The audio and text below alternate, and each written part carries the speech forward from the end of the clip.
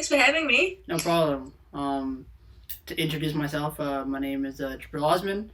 This platform is called Studio One. I've written for like Clash and the 405 and Toronto publications where I'm from, but I really wanted to build like a platform for Toronto artists and a platform where I get to interview artists of that I really wanted to speak to. So thanks for being on. Oh, thank you so much. Yay. That means a lot. Cool. Before we briefly begin, can you briefly introduce yourself and then we'll just get started? Yeah, of course. So my name is CHAII and I'm an artist, producer. I do music pretty much. And yeah, that's kind of my life. Oh. Very bad at introductions, but yeah. No, that's totally cool. Before we really begin, though, how have you been doing with quarantine? Where are you right now? Like, how is everything?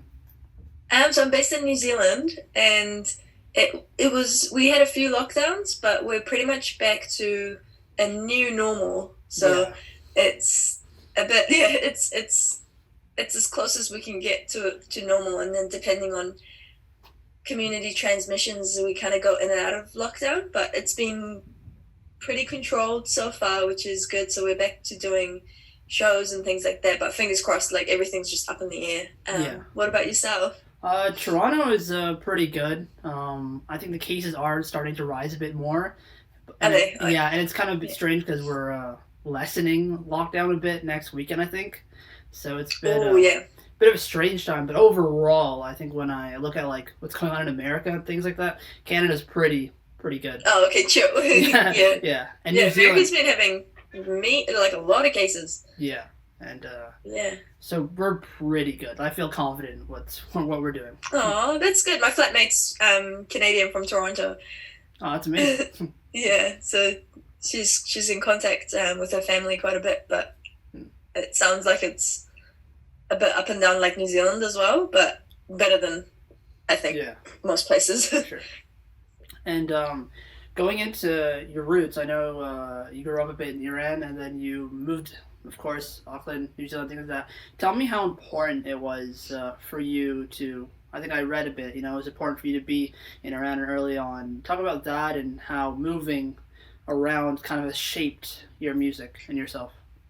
I do definitely feel like that was a big part in shaping the music, from kind of adapting to new areas, but also trying to be one thing or another along the way, and then eventually coming to the conclusion naturally and organically is in the past few years of that infusion of the two and being really proud and happy of the two. And it took a lot of experimenting to find that sound that's me, I guess, like me as a person who moved around a lot.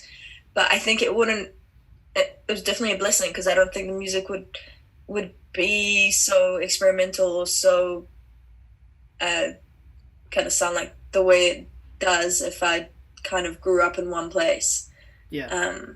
It's pretty cool that it's, I never thought that doing the music from both sides, bringing it together, would respond the way it did, because it was quite a personal journey for me to find that sound. So yeah, it's really cool. And for a lot of artists, where they're from, it can be apparent in the music that they make. In interviews that they do, they speak fondly about where they're from. Early on in your career, I know it's still really early on, but was it a conscious decision for you to be like, this is who I am, this is where I'm from, this is what I want to represent? Or was it something that you just felt like it was kind of an obvious thing that you were going to do this? I feel like it was an obvious thing, but also a conscious decision. But at the same time, it's kind of, the more comfortable you find yourself being in that position, the more you embrace it and the more you're open to it being the way it is. Yeah. So definitely kind of organic, but also consciously trying to not forget about the two cultures. For sure. And with that, when it comes to releasing music, I know you have backgrounds in engineering and mixing and visual artists, and your videos are very important to you. When it comes to the content of it, when you release the records or the videos, how does that personally feel for you? Because the music is so deeply personal for you. How do you feel when you release things? It feels really good. It makes you feel like you want to make more music. So it's kind of like you work on this project for years, or sometimes, however long you work on it, and then once it's out, you feel like you can move on. You've given it the attention that it needed, or you needed to like let those kind of artistic things out. But as creatives, I feel like we all just want to move on to the next chapter, which is whatever we're feeling in the next part of it. And I try to release or like have them come out close to when the projects finish as well. At times, sometimes no, but the project doesn't really die for me. So it's kind of, it's a good feeling to get it out as well, because I can just make a lot more once it's out. Yeah, for sure. And when you release your first single, it would eventually be featured in Tony Hawk Pro Skateboarder, the game, featured in fashion ads, things like that. For you, not success going on to the first single, the first thing that you released, was it in terms kind of like a relief in a sense, like, oh, it's working like immediately, or was just like kind of shocking, I guess? How did you kind of take it? It was a mix of both those feelings. I was obviously really stoked because I'd worked really hard to get to that point, but at the same time it was like, wow, there's these major brands that find the music that's niche, that's very like niche. They find it interesting enough, or like not interesting, but they use it on their platform, which they have a really wide audience that listens to all sorts of music. But it's a very it was just very interesting. I found it really interesting, but it was definitely a big kind of yay. It's been kind of received different ways by different people, brands or people, or hardcore hip hop lovers or hardcore something, because I don't think I fall into one specific genre. So it was just really a nice moment of seeing everyone's picking at it differently. For sure. And it's easy to kind of say, you've only been releasing music for a year and some change, and that things have happened so suddenly. For you, I know throughout your life you wanted to be an artist and a musician, and you kind of realized that was the moment to do it. Had it been hard for you to kind of keep it inside, I guess, and then wait as long as you did to release music, or was it just it happened like organically? It happened quite organically. I didn't quite notice, because it wasn't the only thing I was doing being an artist, so I didn't notice how long I was sitting on it until I released it, and I was like, oh, this has actually been in the making for a while. But I was working quite actively in the music industry and in the creative industry for like at least a lot of those years that I was still gigging, doing shows. Like, I didn't even have much music out, but I was like doing cyphers and like all those years. But on the side, I was kind of working on other people's, not on the side, my main thing was other people's projects. So to finally tell myself, okay, I'm going to go full-time my own music for a change and see how that goes. I feel like it was organically it happened in the right time, when I felt like I had all the skills needed to kind of oversee my own projects. And it was just happened naturally like that, but I'm glad I took that really long, extra long route.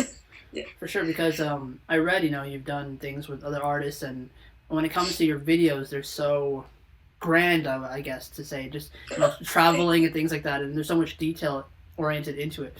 So do you think like doing all those things prior kind of aided you into knowing what to do for yourself, I guess?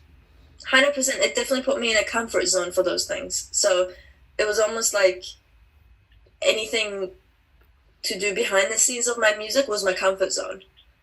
Whereas like releasing music, I hadn't done too much of that. Like, I'd been sitting on my music, or I'd been working on other people's stuff. So doing the videos was pretty much it's not easy, because we have challenges going overseas trying to film things, but I found that it was definitely my comfort zone, and super I was confident that we would get something out of it, like we'd get the videos that I had in mind. But at the same time, you just never know. You have to go forward positive and confident, and then hope that it happens the way you drawn it out to be. Sure. And I know I read that you felt like you kind of discovered your sound a bit with the EP and your identity and things like that. One of the songs, Trouble, you kind of, it goes rooted in your childhood and things like that. How did it feel, revisiting that? Was it like eerie, kind of? I know in the end Oh of the, yeah. and at the end of the video, you're kind of holding the hand of the child who, embodies you. How did that feel? Oh my god, that's a good word for it. It was definitely eerie, and I got very I'm not a crier, but I got so emotional while we were filming because the neighborhood that we filmed it in, I chose that spot because it was so similar to where I kind of grew up and how I grew up, and the little kid resembling me. It just fully took me back. But then listening to the music in the Middle East, I just kept having moments of we're in the Middle East. Yeah. I'm doing music. We're here for my music, and this is where I was at that age, at that little kid's age. Like, imagine if this little kid, you told her now, like, you're gonna be living somewhere else for the rest of your life, and that you're gonna be an artist and you're gonna visit back home. It's just really, really buzzy. So I definitely got, like, I was bawling my eye out at moments away from people. But it was very airy. I wanted to keep the visual more about the younger version of me, and then keep the music and the lyrics about where I was now, to keep just that timeline and the contrast between the visual and the music being the before and now. Yeah. And when it comes to your music, there's so many things that you can take away from it. On this EP, I know we just touched upon it with this idea of you feeling like you discover your sound, but for the whole picture, the whole vision of it, what does this EP represent for you in this stage of your career? It definitely, I think it represents, like, finding yourself, and also expressing everything without worrying about what anyone would think. So visually, sound wise, everything just being quite bold and expressive, and the person you've always wanted to kind of be, like, feeling that comfortable in yourself. So, and also not being scared of sharing vulnerable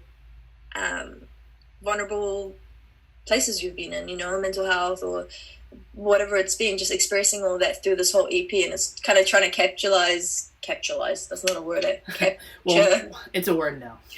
It's a word now. Capitalize this whole, a big period of time in a small project. For sure. And traveling and doing these videos and making music like that, has it allowed you, not to say you weren't too deep into your roots, but has it allowed you to kind of appreciate it a lot more?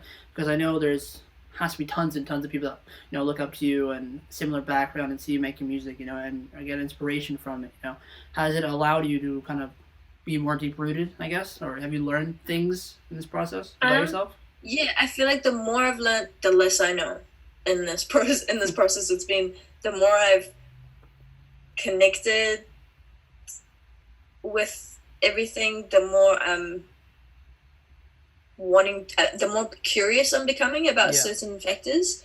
So about the musical element, the percussive things that I use in some of the music, I kind of got really curious about where did that come from, what part of Iran did that come from, and where did it root from.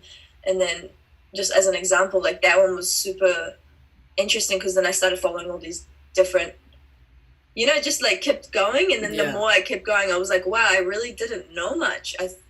I didn't think I knew anything anyway, but I've it's definitely a point of interest for me to learn more musically and culturally on that side. And I think traveling there was just the first. I mean, traveling to Oman, it's not Iran, but it was the first step into bringing Middle East and myself closer. And then the next one would be potentially, I'd want to go to Iran and be there and learn more in the place, because I'm a big believer, go to a place and learn about it rather than through news sources or whatever we see online. For sure. And with New Zealand as well, being Spotify's first ever radar artist, how did that must have been special for you? That was super special because I feel like, it's hard, again, an artist that doesn't fit in a particular box, it's really hard to, not hard, but, like, it's not often that you're recognized or approached by a lot of places, so I feel like Spotify are really awesome for supporting people no matter what the following, no matter what the music, it's just if they believe in it or if they feel connected with the artist and the music and stuff, they support it, which has been really, really awesome. Like, it's definitely given me a nice support and push. For sure. And I feel like a match made in heaven, with FIFA, with their soundtrack, it embodies the world and music from all around the world and things like that. For you, how amazing was I saw your performance? I saw your performance in the stadium and it looked so cool. Yeah. Talk about that. It was crazy because, I mean, there was a few things about FIFA that I found like, wow, this is crazy that this is happening. I grew up since I was 5 or 6. I played football. Yeah. And it's massive in Iran. So it's in the Middle Eastern culture and many other cultures. Like, it's quite massive and it brings everyone together. And in New Zealand, like, I'd be in football clubs in high school, and it's where all the different cultures and everyone comes together as well for the same strong love of football. So I played the game actually a little bit, but I played the actual football matches a lot more growing up. That was definitely a crazy moment, and like, I was like, I still kind of, it hasn't hit me, but but it's just, it just, when things align and it's happen, perfect. And you're like, wow, it's like all my dreams and all the things I've naturally liked growing up and done growing up has fallen into this moment, like, and you're just like, holy shit. With that too, what you said, when you feel like you release music, you're excited to go on to the next thing and things like that. With quarantine and COVID, things like that, we've all had kind of time to reflect. I know so many things that we've talked about is still so new, FIFA and things like that.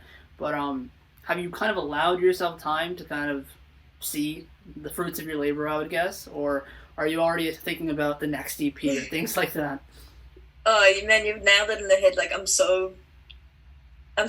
Like, I keep wanting to move to the next project, but my manager's really awesome. He reminds me, he's just like, it's good to like celebrate those little moments and for sure, kind of allow it to. I don't know if I've fully done that, just because a lot of things happen in a smaller period of time, but I've definitely felt real happy and proud of where things have come to and the things that have happened from, like, I didn't put pressure on my music, I didn't put pressure on myself, so for things to naturally kind of happen to its best, kind of it was beyond my expectations. So it was very but at the same time, you're just like, man, I worked really, really hard. Exactly. It wasn't overnight, it was like 10 years of just like, at the same time, you're just like, yes, I know it doesn't happen to many people and I'm still very lucky, but I also work my ass off. So it's like letting myself feel that this is a moment to sit on for a little bit. But I don't think I sit on it, to be honest. It makes me more excited about making more music. For sure. So I think it fuels me. So if I sit on it, I feel like I'll stop and I won't keep going and reaching for setting higher goals. I try to not like look at it too much. It's a hard balance. A hard balance. With quarantine and things like that, a lot of people spend different time doing different things. I read that you enjoy painting. I know it's not music related, but talk about that. Oh yeah. I love, like, I've always kind of been into painting, and I don't know how, but ever since I was little, I'd just do like paints, and I'd just make. When I grew up, I'd do like canvases for my friends for birthdays and stuff. So I was like, oh, I want to get back into it. So just bought a fresh pair of paints and brushes and did a little bit of it, but surprisingly I did more music than painting, because I thought it's nice to like pick back up on your hobbies and do those things. But yeah, painting's therapeutic. It's just like you zone out. It's like fishing. You just zone out for a long period of time, and I think it's like meditation. With you touching a bit on mental health, I think it's important. Music and things like that can be really stressful, and it could be, especially things have happened for you so quickly. It's nice to go and do something else and take a breather. Usually, when I get to the end of my interviews, I'll ask an artist, how's the rest of the year going? You got like a tour list, or there's so many different things. But COVID kind of killed that question. For you in particular, I kind of touched a bit on it earlier with your song Trouble and going back to roots and things like that. What's something you've learned throughout this process so far that has been incredibly beneficial to not only you as a musician, but you as a person? Whether it's just the music industry or, releasing records. Yeah, definitely. I think the biggest point that I've learned, which I talk about a lot in one of the songs, is kind of, it's always been up and down, and I know that, and I'm used to it, but it's just learning what it is about having really extreme highs, and like you're working, you do stuff and you do shows, and you come down to nothing. Yeah. And I've kind of started noticing that it's like mini retirements. You know how people go from doing so much their whole life to nothing. It's like miniature ones. Yeah. And I realized it's not good for people to. It's not good. Or for me personally, it's not good going from 7 days a week you're doing heaps of crazy shit to nothing. So the biggest thing I've learned is to just learn to have a bit of a routine and look after my health a bit more. Yep. Because that's what will keep you going in this industry and keep you mentally strong, is to have some sort of routine to come back down to when you come from the doing all that shit. So you've got, that's been like a personal journey, and like learning all of that through so many times of falling for it, so many times of like hit the extreme low from just, and then I realized it's just normal. It's a normal process, and I've got to change some things on my end to make that a bit more easier. So go slowly down and then slowly build it back up. For sure. Again, thank you so much for being on Studio One. Absolute pleasure. Oh man, thank you so much for having me. No problem. I can't wait till you come to Toronto and I'll see you live. I'm so excited. Oh my gosh, yeah, it's on the top of the list. I've heard it's very similar to New Zealand. I would have to go to New Zealand to see, but Toronto is amazing. Yeah, so you should definitely. For sure. Definitely, you should visit as well. For sure. Thank you so much. Thanks again. Love your song on FIFA. Play it all the time. Thank you. No problem. Thank you so much. Thank you. Have a good day. You too. Bye. Bye. Bye. Studio One.